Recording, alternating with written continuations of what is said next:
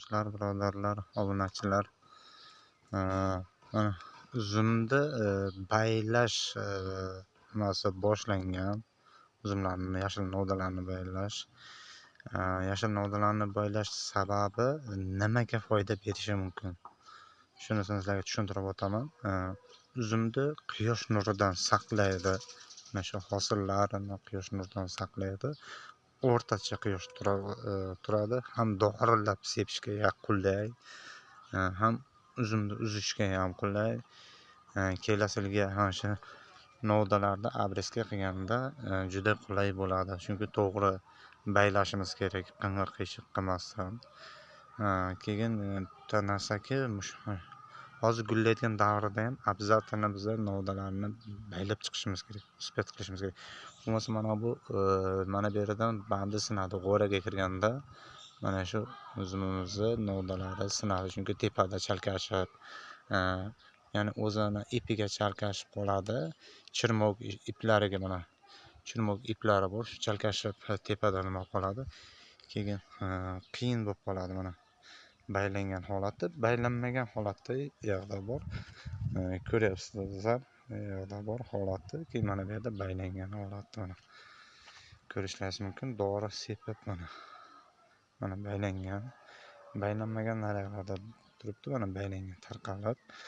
Mana hosil mana bir xilda turibdi mana. Hosil bir xilda ko'rinib turibdi. Donni yiriklashtirib beradi. Shamol aylanishi yaxshi bo'ladi. Ko'p oftob tekib ketmaydi.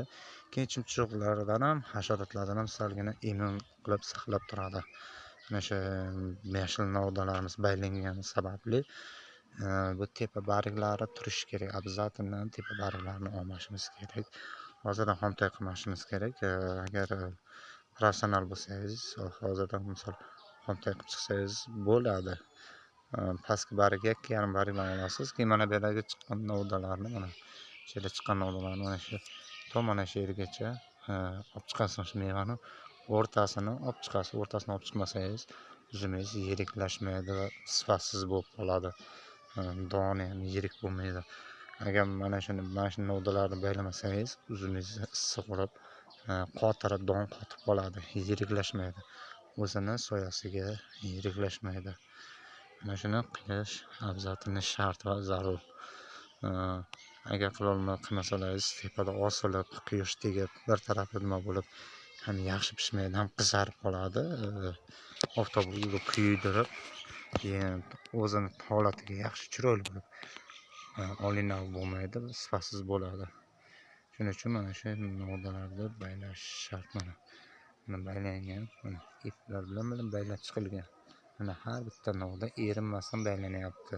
Ko'p vaqt ketsa ham sifatli nima bo'ladi.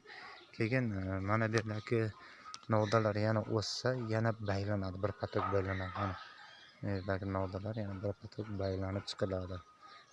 Mana shu kundaning atrofi, mana shu atrofi bir marta yana baylanib chiqiladi. Salomat bo'linglar, tashakkur.